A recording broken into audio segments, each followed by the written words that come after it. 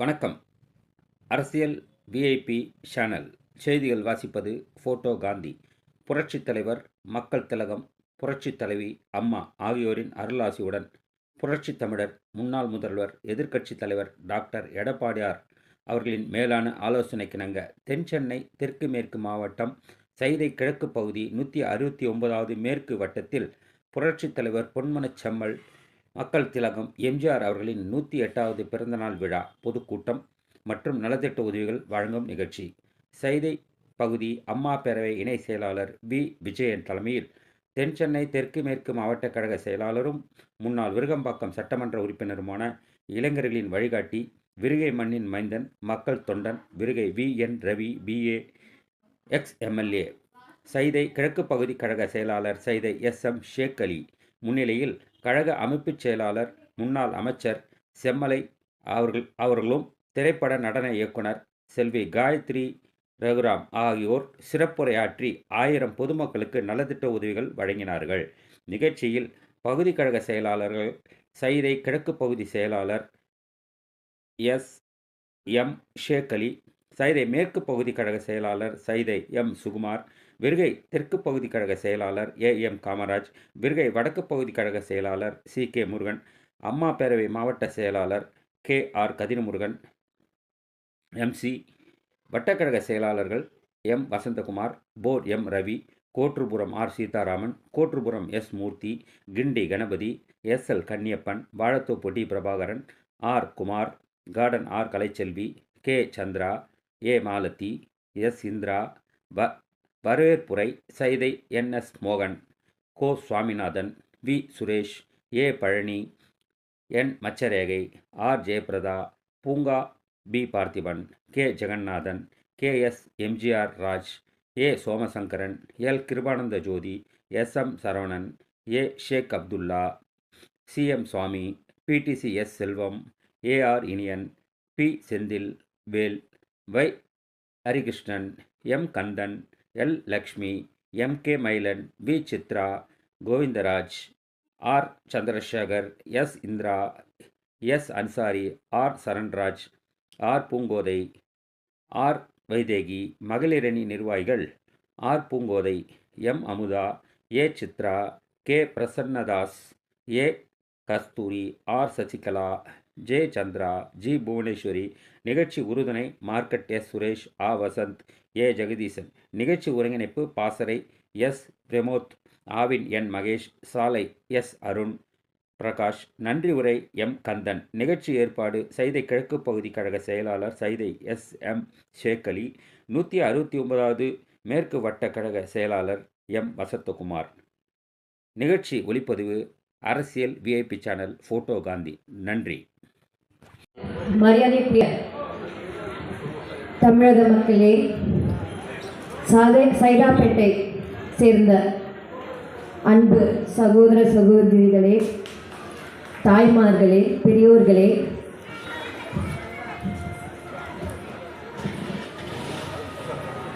அனைத்து இந்திய அண்ணா திராவிட முன்னேற்ற கழகத்தின் அனைத்து சொந்தங்களே, முக்கியமான நிர்வாகிகளே, அண்ணன் விருகை VN ரவி மாவட்ட செயலாளர் அவர்களே,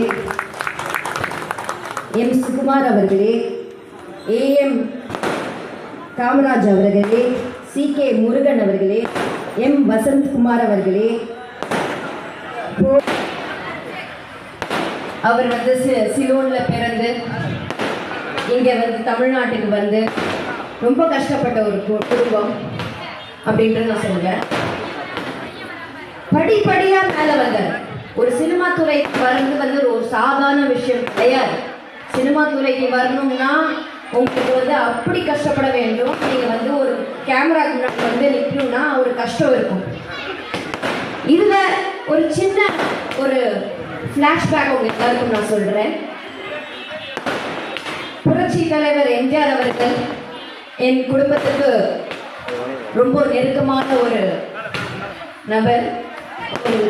எங்கள் வீட்டுக்கு என் கொள்ளு தாத்தா, சினிமாவின் தந்தை அப்படின்னு சொல்லுவாங்க. சினிமாவின் ஐயா அவர்கள் என்னோட கொள்ளு தாத்தா.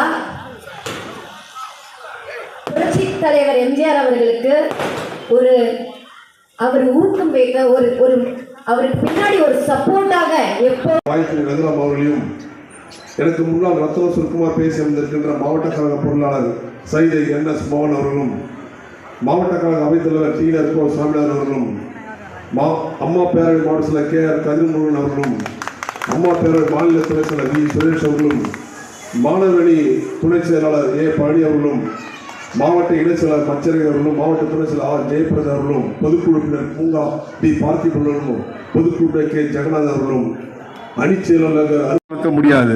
புரட்சி தலைவர் மனித தெய்வம், மனித தெய்வம் தான். இன்றைக்கு வரைக்கும் எல்லாரும் தெய்வமா பார்க்கறாங்க. அவர் உருவாக்கிய இந்த இயக்கம் என்றைக்குமே தோல்வி சந்திக்காத ஒரு இயக்கம். தோல்வியே சந்திக்காத ஒரு தலைவர் யாரால எம்ஜிஆர் மட்டும்தான். அது கூட படுத்துக்கினே ஜெயிப்பன் சொன்ன தலைவனே எம்ஜிஆர் தான். படுத்துக்கினே ஜெயிப்பன் திமுறால இல்ல. அறுபத்தேழு ராயப்பேட்டை மருத்துவமனையில் படுத்துட்டு இருக்காரு, வெற்றி பெற்றாரு. 1984ஆம் ஆண்டு உடல்நிலை பாதிக்கப்பட்டு சென்னை அப்போலோ மருத்துவமனையில் அனுமதிக்கப்பட்டு அமெரிக்கா புருக்லின் மருத்துவமனையில் அனுமதிக்கப்படுறாங்க. பிறகு ஆனால் போகும்போது முதலமைச்சர் அங்கிருந்த சட்டமன்ற உறுப்பினரை படியும் செய்து இங்கே அனுப்பி தானும் வெற்றி பெற்று தன்னுடைய சட்டமன்றங்களில் வெற்றி பெற்று மீண்டும் ஆட்சிக்கு வந்த ஒரே தலைவர் எம்ஜிஆர் மட்டும்தான். நம்முடைய மாவட்டத்தினுடைய ஆற்றல் மிக்க செயலாளர், என்னுடைய பாசத்திற்குரிய இனிய சகோதரர் விருகையியல் ரவி அவர்கள்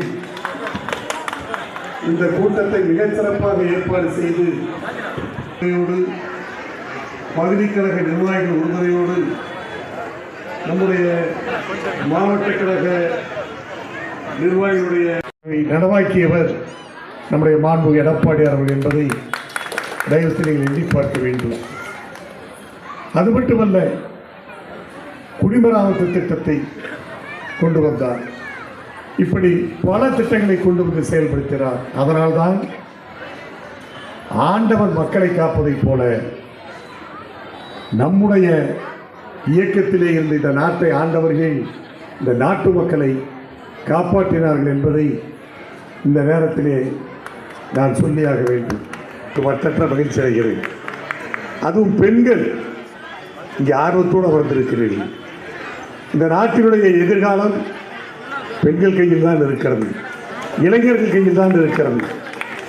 அதைத்தான் நம்முடைய அன்பு சகோதரி காயத்ரி அவர்களே சொல்லுகிற போது சொன்னார்கள், இன்றைக்கு ஆட்சியாளர்கள் ஒரு விழா நடத்துகிறார்கள். அதில் இந்த ஆட்சிக்கு தலைமை தாங்குகிற முதலமைச்சர் ஸ்டாலின் அவர்கள் கலந்து கொள்ளுகிறார்.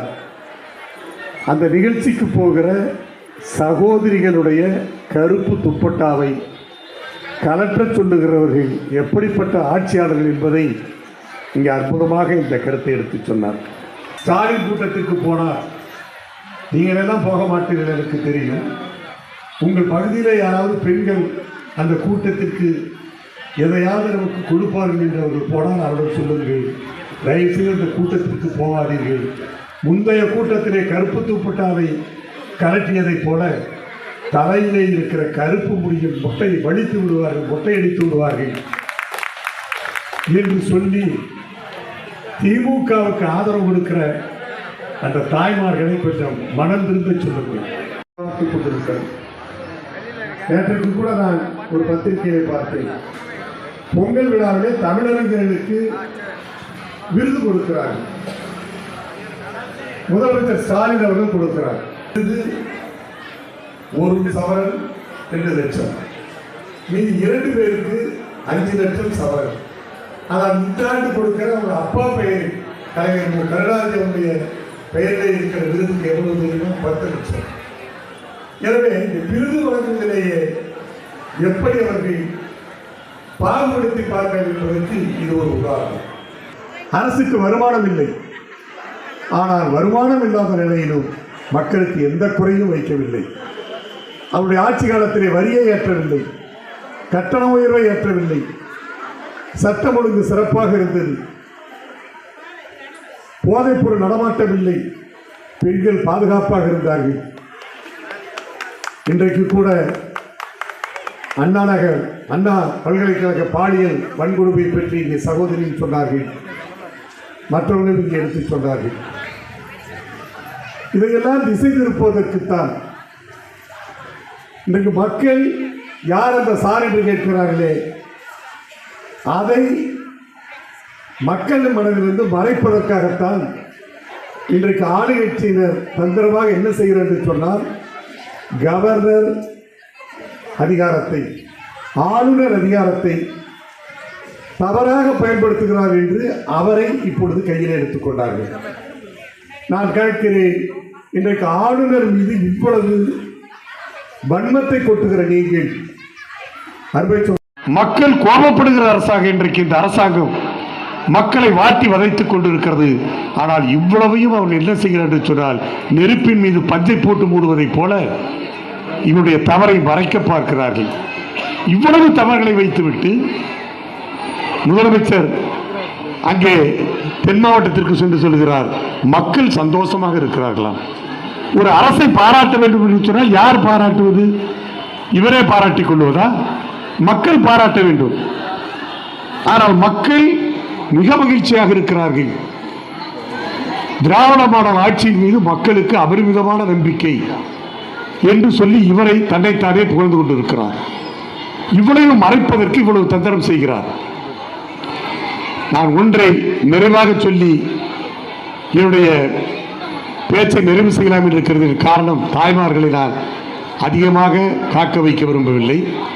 அதாவது திமுக என்ன தந்திரத்தை செய்கிறது என்று சொன்னால், சட்டமன்றத்திலே பேசுகிறார் திரு ஸ்டாலின், அவருடைய கட்சியுடைய செயற்குழுவிலே பேசுகிறார். என்ன பேசுகிறார் தெரியுமா? 2026 தேர்தலில் 7வது முறையாக திமுக ஆட்சி அமைப்பதுதான் எங்களுடைய இலக்கு என்று ஸ்டாலின் பேசினார். அதாவது 7வது முறையாக அவர் ஆட்சி அமைப்பதுதான் அவருடைய இலக்கம். இவ்வளவு கொடுமைகளை செய்துவிட்டு இவ்வளவு மக்கள் விரோத நடவடிக்கைகளை மேற்கொண்டு எந்த நம்பிக்கையோடு இந்த வார்த்தையை சொல்லுகிறார் என்று சொன்னால், நான் சர்வாதிகாரி ஸ்டாலினுடைய அந்த யதார்த்த அரசியலைத்தான் உங்களுக்கு நான் புரிய வைக்க முடியும்.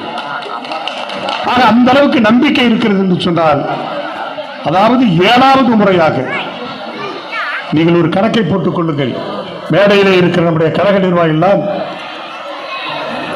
புரட்சித் தலைவர் எம்ஜிஆர் இந்த இயக்கத்தை துவக்கியதிலிருந்து இந்த இயக்கத்திற்காக உழைத்துக் கொண்டிருக்கிறவர்கள். ஒரு கணக்கை சொல்லுகிறேன்.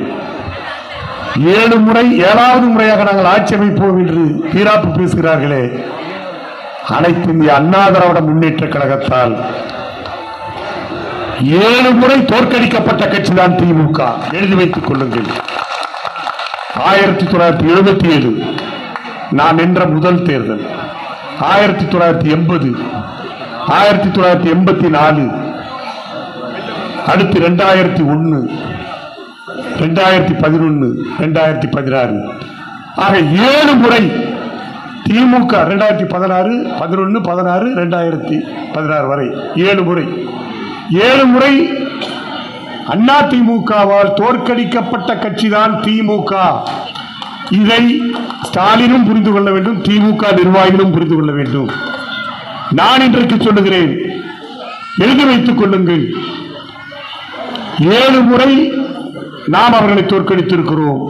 2026 தேர்தலில் நம்முடைய மாண்புமிகு பொதுச்செயலர் எடப்பாடியார் தலைமையிலே 8வது முறையாக திமுகவை தோற்கடிப்பதுதான் அனைத்து இந்திய அண்ணா திராவிட முன்னேற்ற கழகத்துடைய லட்சியம். அவர் 7வது முறை ஆட்சி அமைக்கும் போது அவருடைய இலக்கு என்று சொன்னால், எங்களுடைய இலக்கு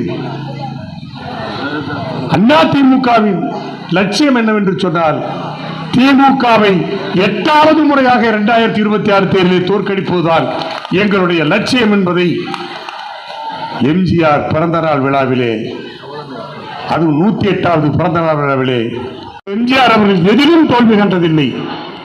3 முறை தொடர்ந்து ஆட்சியை பிடித்தவர், 2 முறை அம்மா அவர்கள் தொடர்ந்து ஆட்சி பிடித்தவர். திமுகவுக்கு ஒரு சாபக்கேடு என்று தெரியுமா? எப்பொழுது ஆட்சிக்கு வந்தாலும் 2வது முறை அவர்கள் ஆட்சிக்கு வந்த வரலாறே கிடையாது. அது திமுகவின் சாபம், திமுகவுக்கு மக்களிட்ட சாபம். ஒரு முறை வருவார்கள், 5 ஆண்டு காலம் ஆழ்வார்கள், கொள்ளையடிப்பார்கள். ஆனால் 2வது முறையாக ஆட்சியை பிடித்த வரலாறு திமுகவுக்கு கிடையாது. ஆனால் புரட்சித் தலைவர் எம்ஜிஆர் 3 முறை தொடர்ந்து ஆட்சியை பிடித்தார். 2 முறை புரட்சித் தலைவர் அம்மா அவர்கள் ஆட்சியை பிடித்தார். அப்படிப்பட்ட வரலாறுக்கு சொந்தக்காரர்கள் தான். எனவே நம்முடைய அன்பு சகோதரர் ரவி அவருடைய அரவணைப்பிலே, அவருடைய சீரிய தலைமையிலே செயல்பட்டுக் கொண்டிருக்கிற இந்த மாவட்ட கழக நிர்வாகிகள், குறிப்பாக சைதை தொகுதியுடைய நிர்வாகிகள் கட்டுக்கோப்பாக இருந்து நீங்கள் 2026 நீங்கள் ஒரு வெற்றியை பெற்றுத்தர வேண்டும் என்று நான் உங்களை அன்போடு கேட்டுக்கொள்கிறேன். அதே சமயத்தில் இந்த மேடையிலே சொல்லுகிறேன், இந்த கூட்டணி கட்சி தலைவர்கள், திமுகவோடு கூட்டணி கட்சி தலைவர்கள் இருக்கிறார்களே, இவ்வளவு அக்கிரமங்கள் நடக்கிறது, சமூக நீதி இங்கே சாகடிக்கப்படுகிறது, திரும்ப வாய் திறக்கவில்லை.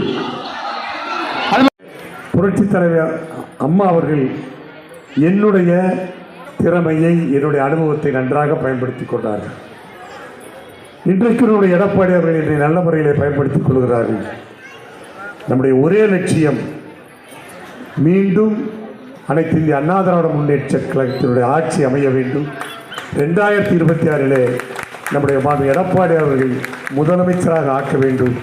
அதுதான் நம்முடைய ஒவ்வொருடைய இலக்காக, லட்சியமாக இருக்க வேண்டும் என்பதை இந்த நேரத்தில் பணிவன்போடு சொல்லிக்கொள்ள கடமைப்பட்டிருக்கிறேன். நான் கூட பொதுக்குழுவிலே, செயற்குழுவிலே பேசினேன். என்ன பேசினேன் என்று சொன்னால், ராமாயணத்தை உதாரணமாக காட்டினேன். வனவாசம் சென்ற ராமன் மீண்டும் பட்டாபிஷேகம் செய்ய வேண்டும் என்பதற்காக லட்சுமணனும் வாயுபுத்திரன் அனுமானும் அவருக்கு பக்க துணையாக இருந்து அவருக்கு ராமருக்கு பட்டாபிஷேகம் செய்ததைப் போல நாம் ஒவ்வொருவரும், கட்சி நிர்வாகிகளாகட்டும், தொண்டர்களாகட்டும், ஒவ்வொருவரும் வாயுபுத்திரன் அனுமனாக, லட்சுமணனாக இந்த தேர்தலில் பணியாற்றி நாம் நம்முடைய உழைப்பை சக்தியை நாம் செலுத்த வேண்டும் என்று நான் இந்த நேரத்தில் கேட்டுக்கொண்டு இறுதியாக ஒன்றே சொல்கிறேன். 15 மாத காலம் அதை எப்படி நாம் செலவழிக்க வேண்டும் என்று சொன்னால், அமெரிக்காவுடைய ஜனாதிபதி அப்ரஹாம் லிங்கன் ஒரு கருத்தை சொன்னார். ஜனாதிபதியாக இருந்தபோது என்ன சொன்னார் என்று சொன்னார், அப்ரஹாம் லிங்கன் சொன்னதை அப்படியே சொல்லுகிறேன். என்னிடம் ஒரு பெரிய மரத்தை அறுத்து வீழ்த்துவதற்காக ஒரு ரம்பத்தை கொடுத்தால் 6 மணி நேரம் எனக்கு அந்த கால அவகாசம் கொடுத்தால் 4 மணி நேரத்தை அந்த ரம்பத்தை கூர் செய்வதற்காக நான் எடுத்துக்கொள்வேன். அப்படி கூர் செய்யப்பட்ட அந்த ரம்பத்தை கொண்டு 2 மணி நேரத்தில் அந்த பெரிய மரத்தை அறுத்து சாய்ப்பேன் என்று சொன்னார். அதே போல் இந்த ஓராண்டு காலம் ரவியினுடைய தலைமையிலே செயல்படுகிற நீங்கள், புரட்சித் தலைவரை தெய்வமாக நினைக்கிற நீங்கள், புரட்சித் தலைவர் அம்மா அவர்களை தெய்வமாக நினைக்கிற நீங்கள், நம்முடைய எடப்பாடியாருடைய ஆட்சி வர வேண்டும் என்று நீங்கள் பாடுபட்டு கொண்டிருக்கிற நீங்கள், இந்த ஓராண்டு காலம் உங்களை தயார் செய்து கொள்ளுங்கள். அபர்காமிகள் சொன்னதைப் போல 12 மாத காலம் நீங்கள் உங்களை தயார் செய்து கொள்ளுங்கள். அதற்கு பிறகு அந்த மீதி இருக்கிற 3 மாத காலத்தில் திமுகவை வீழ்த்தி காட்டுவோம் என்று சொல்லி நம்முடைய இலக்கு 2026 தேர்தல். நம்முடைய லட்சியம் எடப்பாடியாரை மீண்டும் முதலமைச்சராக ஆக்குவது. அப்பொழுதுதான் இந்த நாடு நாடாக இருக்கும், இல்லை என்றால் காடாக போய்விடும். நாட்டை நல்ல முறையிலே காப்பதற்கு நீங்கள் எல்லாம் உற்ற துணையாக இருந்து மீண்டும் கழக ஆட்சியை கொண்டு வருவதற்கு ஒத்துழைக்க வேண்டும் என்ற உங்கள் அத்துணை பேருடைய பாதங்களை தொட்டு வணங்கி வாய்ப்புக்கு நன்றி கூறி விடைபெற்றுக் கொள்கிறேன். நன்றி, வணக்கம்.